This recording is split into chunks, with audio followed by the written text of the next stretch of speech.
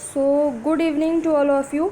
कल है 16 अक्टूबर और अब मैं सुबह डेली टारगेट ना देके शाम को एक दिन पहले ही दे दिया करूँगी ताकि आप लोग टू डू लिस्ट बनाएं तो रात को एक दिन पहले पूरा टारगेट अपने हिसाब से सेट कर ले, है ना।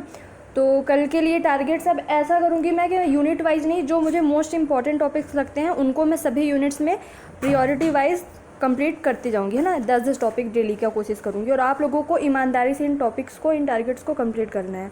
तो सबसे पहले मध्य प्रदेश का स्वतंत्रता आंदोलन मैंने कल भी दिया था लेकिन कंप्लीट नहीं हुआ होगा, तो आज आप उसको फिर से रिवीजन करना। अगर कंप्लीट हो गया होगा और नहीं हुआ होगा तो उसको कंप्लीट करने की कोशिश करना। उसके बाद क्या करना है, मौर्य वंश।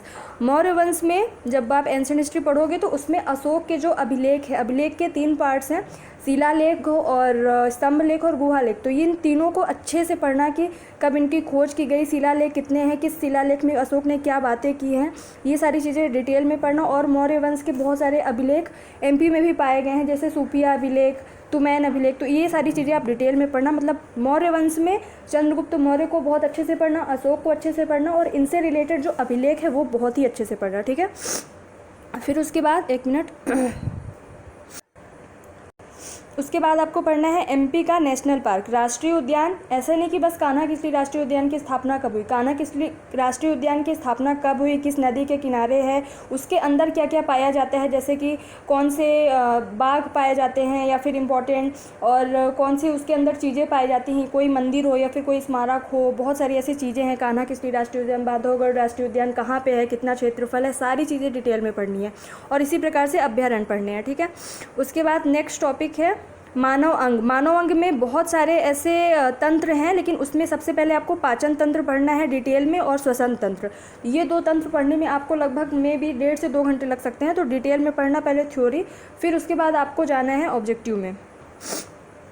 देन नेक्स्ट है राज्य निर्वाचन आयोग। कल मैंने दिया था भारतीय निर्वाचन आयोग या फिर राष्ट्रीय निर्वाचन आयोग, आज मैं दूंगी राज्य निर्वाचन आयोग कल के लिए 16 अक्टूबर के लिए। और पंचायती राज, ठीक है। पंचायती राज अच्छे से पढ़ना क्योंकि एमपी में संवैधानिक रूप से 1993 में लागू हुआ था और क्योंकि महिलाओं के लिए 50% आरक्षण है इसलिए बहुत अच्छे से पढ़ना और सारे आर्टिकल्स पढ़ना, ठीक है। सारे आर्टिकल्स अच्छे से पढ़ना। फिर उसके बाद क्या पढ़ना है आपको, 1 से 11 तक के जितने भी अनुच्छेद हैं, आर्टिकल्स एकदम रटे होने चाहिए क्योंकि हम 10-10 आर्टिकल्स डेली पढ़ेंगे, ठीक है। तो 1 से 11 तक आपको करना है। उसके बाद हम लोग मौलिक अधिकार पढ़ेंगे 12 से 35। तो अभी कल के लिए क्या टारगेट है, 1 से 11 अनुच्छेद।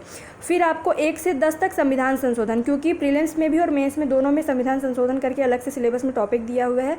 तो आप लोगों को संविधान संशोधन 1 से 10 तक, और ऐसे नहीं कि सारे आपको रटने हैं, जो इंपॉर्टेंट लगे। अब इतना तो अगर पीएससी की प्रिपरेशन कर रहे हो तो समझ आ जाता है कि कौन सा इंपॉर्टेंट है संविधान संशोधन, कौन सा नहीं है, ठीक है।